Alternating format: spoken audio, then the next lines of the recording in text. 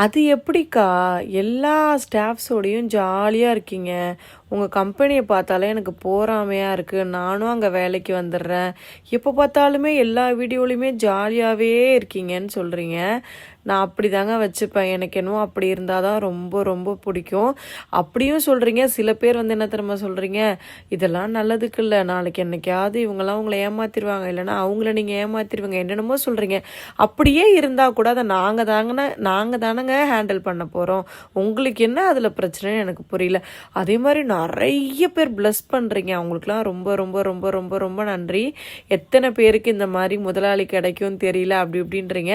அதெல்லாம் இல்லைங்க, எனக்கு இப்படி பண்ணால் பிடிக்கும், நான் பண்ணுறேன். அப்படி தான். யாரையும் இம்ப்ரெஸ் பண்ணணும், என்னை பற்றி 4 பேர் போய் 4 பெருமையாக பேசணுன்றதெல்லாம் என்னோடய ஆசை கிடையாது.